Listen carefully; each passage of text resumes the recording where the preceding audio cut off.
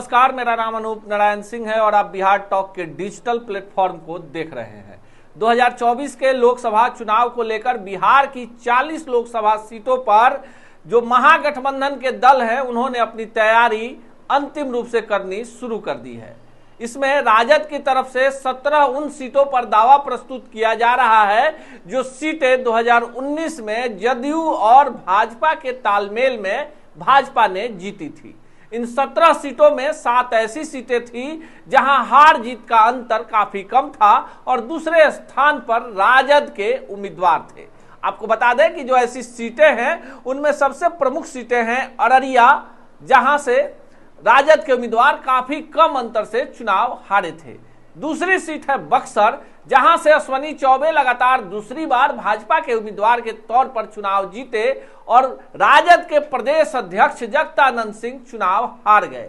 इस बार भी राजद की तरफ से जगदानंद सिंह ही उम्मीदवार होंगे और भाजपा की तरफ से चर्चा है कि अश्विनी चौबे को यहां से बदला जा सकता है। अब तीसरी सीट जिस पर राजद का दावा है उसका हम चर्चा कर लें, वो सीट है दरभंगा। दरभंगा से भाजपा के टिकट पर कीर्ति झा आजाद, जो पूर्व मुख्यमंत्री भागवत झा आजाद के पुत्र और 1984 वर्ल्ड कप टीम के मेंबर थे, भाजपा ने अंतिम समय में उनका टिकट काट दिया। वहां से भाजपा ने नए उम्मीदवार पर दांव लगाया और भाजपा चुनाव जीतने में सफल रही। यहां राजद दूसरे नंबर की पार्टी रही और हार जीत का अंतर काफी कम रहा। ऐसे में जदयू का साथ मिलने के बाद जो अल्पसंख्यक वोटर हैं उन पर बड़ा दांव राजद खेल सकती है। हालांकि दावेदारों की लंबी फेहरिस्त है, इस कारण से दरभंगा सीट में क्या होगा ये तो आने वाला समय बताएगा। चौथी सीट जिस पर राजद ने अपना दावा किया है और जो फिलहाल भाजपा के पास है वो सीट है पाटलिपुत्रा। देखिए, पाटलिपुत्रा जो है पटना को ही काट कर 2 लोकसभा क्षेत्र बनाए गए हैं और पाटलिपुत्र जो है यहां से रंजन यादव पूर्व में सांसद रहे हैं जदयू के, लालू प्रसाद यादव ये सीट कभी नहीं निकाल पाए और रामकृपाल यादव जो कभी लालू के ही शागिर्द हुआ करते थे, भाजपा के सिंबल पर लगातार दूसरी बार सांसद हैं।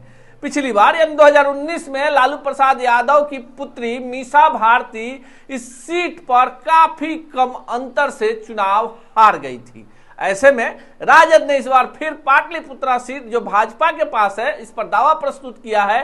हालांकि राजद के विधायक रितलाल यादव भी इस बार तैयारी में लगे हुए हैं। 5वीं सीट जिस पर राजद ने दावा किया है और फिलहाल भाजपा के पास है, ये सीट है शिवहर। अब देखिए, शिवहर के बारे में बता दें कि शिवहर को लेकर भी बहुत ज्यादा चर्चा है और राजद के तरफ से पूर्व बाहुबली सांसद आनंद मोहन इस सीट के दावेदार हैं। फिलहाल इस सीट पर लगातार जीत की टिकरी बना चुकी रामा देवी का बैकग्राउंड भी काफी मजबूत है। उनके पति बृजबिहारी प्रसाद लालू प्रसाद के मंत्रिमंडल में बड़े ओहदेदार मंत्री हुआ करते थे और उत्तर बिहार में उनकी तूती बोलती थी। रामा देवी के बारे में चर्चा है कि भाजपा भी इस बार वहां से उम्मीदवार बदल सकती है, लेकिन राजद की तरफ से आनंद मोहन चुनाव लड़ेंगे, इस पर पूरी तरह सहमति बन गई है। अब बात कर लेते हैं 6ठी सीट की जिस पर राजद ने दावा किया है और ये सीट जदयू और भाजपा के साथ चुनाव जब मिलकर लड़ी थी तो भाजपा के खेमे में गई थी। ये सीट है सारण। सारण से लालू परिवार के कई सारे लोग चुनाव लड़े पर जीतने में सफल नहीं हुए। खुद लालू प्रसाद यादव इस सीट से चुनाव जीते।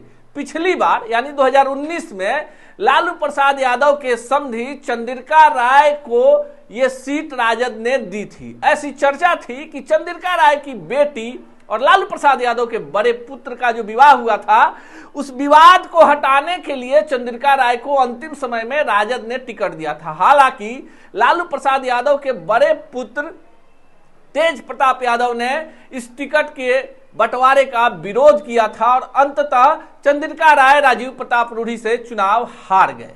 अब राजद ये सीट जो है अपने खेमे में चाहती है और चर्चा है कि यहां से तेजस्वी यादव की पत्नी राजश्री यादव चुनाव लड़ सकती हैं। हालांकि अगर लालू परिवार का कोई यहां से चुनाव नहीं लड़ता है तो बिहार सरकार में खेल मंत्री और सारण के ही मढ़ौरा विधानसभा क्षेत्र से आने वाले जितेंद्र कुमार राय या बिस्कोमान के चेयरमैन जिन्हें मंत्री नहीं बनाया गया है। एमएलसी हैं डॉक्टर सुनील कुमार सिंह और सोनपुर विधानसभा क्षेत्र के रहने वाले हैं, उन पर भी राजद दांव खेल सकती है। भाजपा की तरफ से राजीव प्रताप रूढ़ी के टिकट को लेकर जो संभावनाएं हैं कि इस बार भाजपा भी यहां से अपना उम्मीदवार बदल सकती है। अब 7वीं सीट जिस पर राजद ने अभी से ही दावा ठोक दिया है और पिछली बार भी उसके वहां से उम्मीदवार थे, वो सीट है महाराजगंज। महाराजगंज का सामाजिक समीकरण थोड़ा सा अलग है और यहां से लगातार दूसरी बार भाजपा के टिकट पर जनार्दन सिंह सिग्रीवाल सांसद है।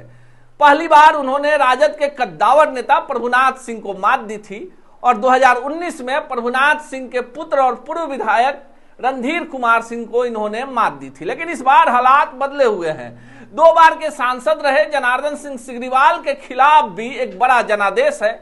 हालांकि मोदी लहर आने के बाद क्या कुछ होगा इस पर कहा नहीं जा सकता है, लेकिन महाराजगंज से जिस तरह से पूर्व सांसद प्रभुनाथ सिंह के पुत्र रणधीर सिंह की तैयारी है, उससे भी ये बात साफ है कि राजद इस सीट पर दावा प्रस्तुत करेगी। जो 17 सीटें भाजपा के पास थी पिछली बार, उन 17 सीटों पर राजद ने अपनी तैयारी शुरू कर दी है। हालांकि इस बीच खबर है कि कांग्रेस भी 40 में 8 सीटें चाहती है। आरा और बेगूसराय सीट वाम दलों के खेमे में जा सकता है।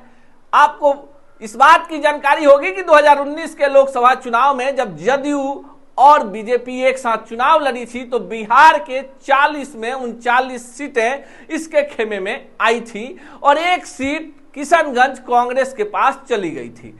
किशनगंज, औरंगाबाद, अररिया, सुपौल ये ऐसी सीटें हैं जो कांग्रेस अपने लिए सबसे ज्यादा सेफ मान रही है। हालांकि भागलपुर सीट पर भी कांग्रेस की नजर है। अब यह देखना दिगर होगा कि जैसे जैसे नजदीकियां बढ़ते जा रही हैं लोकसभा चुनाव की, जिस तरह की रोचकता होती जा रही है, क्या महागठबंधन के दल 40 सीटों में अपने तमाम सहयोगियों को संतुष्ट कर पाते हैं। पर एक बात तो साफ है कि इस बार निर्णायक भूमिका में राजद ही रहने वाली है। इस तरह की तमाम राजनीतिक खबरों के लिए देखते रहिए बिहार टॉक। ऐसे ही खबरों के लिए जुड़े रहिए बिहार टॉक से। यूट्यूब पर लाइक और सब्सक्राइब करें, बेल आइकन जरूर दबाएं। फेसबुक, ट्विटर और इंस्टा पर फॉलो करें। धन्यवाद।